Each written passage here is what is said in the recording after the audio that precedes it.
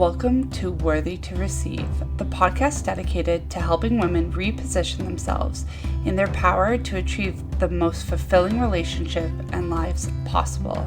I'm your host, Emma D'Souza, and here we dive deep into the belief that every woman is worthy of receiving all the amazing things life has to offer. Each week, we explore how women and their partners can show up and serve in relationships, uncovering the mindset shifts needed to embrace your inherent worthiness. Tune in to learn how to transform your relationships and open yourself up to the life you've always desired. You're worthy of having everything you dream of, and I'm here to guide you on that journey.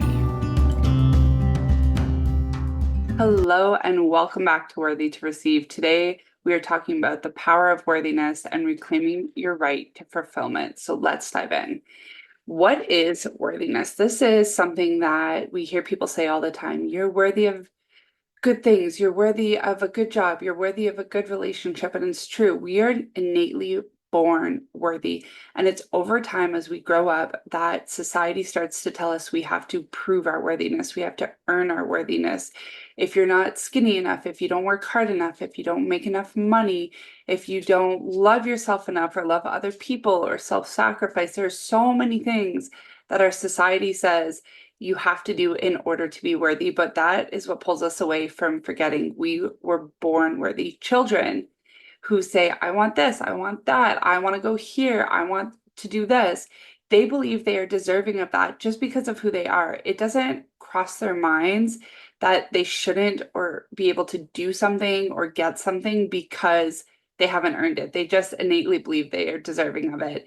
And again, it's our society that brings us away from that. And it's essential for women to reclaim their power and their worthiness, because this is what enables us to live our dream life, no matter what we are doing, no matter what job, stay-at-home wife, stay-at-home mom, anything you desire to do. Knowing your worthiness empowers you to do this, because when we are worthy, we take action as if we are worthy. We take action as if we are powerful, because we are. So when you go into conversations thinking that you are worthy, you step in boldly, you ask the questions, you talk about the things, you ask for what you want, you do what you need to do when it's networking, when it's completing tasks for your job, when it's talking to your boss, when it's talking to your partner, when it's talking to your kids. If you are coming from a place of worthiness, you are coming from a place of power, you are coming from a place of confidence and knowledge and trust. And exploring when we feel unworthy and how it impacts our relationship and life satisfaction is something I want to dive into. When we feel unworthy, we don't feel good enough. We don't feel powerful enough. We don't feel deserving. And this allows us to get into that proving energy or that insecurity or that doubtness that comes with feeling like we're not good enough. So in a relationship, if we're feeling unworthy, we may feel insecure in our partner. We may show up in a way that doesn't feel good for us or our partner. We may be untrusting. We may be resentful because we're not asking for what we need. We may be bitter because our partner is not showing up in a way that we wish that they would, even though we're not communicating to them that this is something that we want them to do. And so when we don't show up in our worthiness, we are doing a disservice to every aspect of our life. When it comes to kids, if you're showing up in doubt and lack of confidence, you're not showing up as the parent you want to be. You may be showing up in frustration because you're not putting the boundaries that need to be put in. You may be showing up in sadness because you're not getting the joy from the interactions that you're hoping to have as a parent. For work, if you're showing up with lack of confidence, insecurity, you may not be doing the job you want to be doing.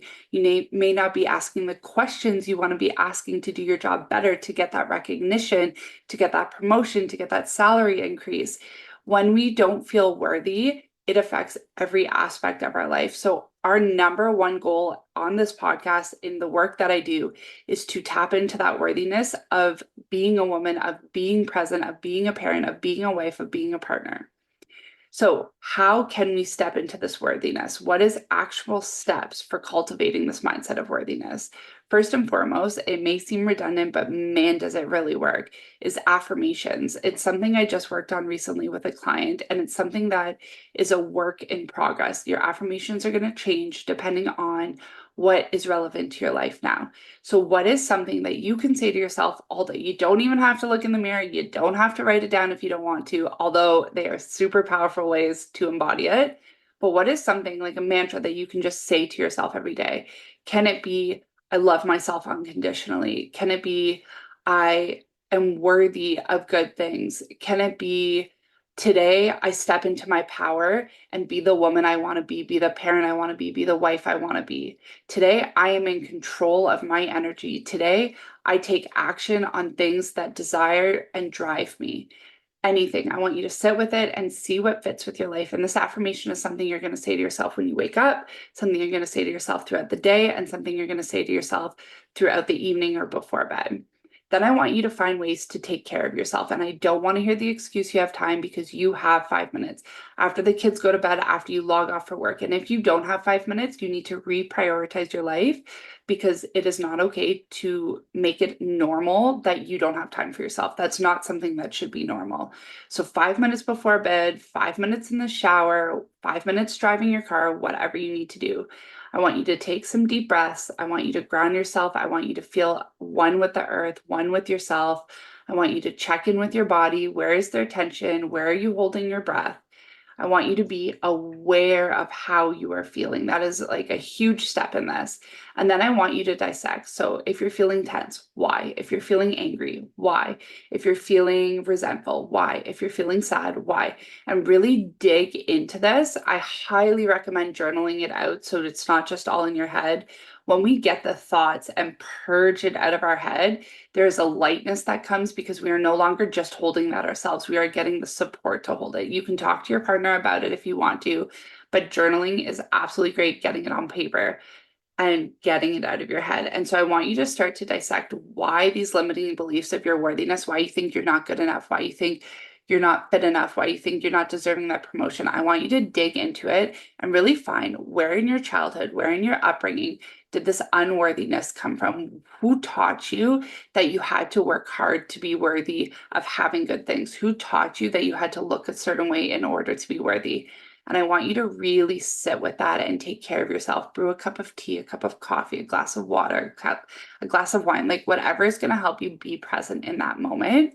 And then I also want you to forgive this person, forgive this group of society, forgive school. And this is so difficult sometimes. And it's something that's going to take practice. You're not going to do this all in one night. This is a lifelong journey. And the more you practice it, the easier it becomes. And you can come back to it and you can breathe through it. But this is why you're going to have your affirmation, because when you're working through this, it can feel really heavy. But what I want you to do is remember you are worthy to do this work, and this work is important. So once we start to dissect it, once we start to challenge it, once we start to remind ourselves with our affirmations, you're going to start to see a difference in the worthiness that you are feeling, in the way that you are showing up, in your confidence. And it is something that is life changing. This is how we start to reclaim our right to fulfillment, our right to receive, our right for a good life, for a good relationship, for good love. Okay? I cannot wait to check in with you next time. Thank you so much for listening, and we will chat soon. Sending you so, so much love until then. Bye.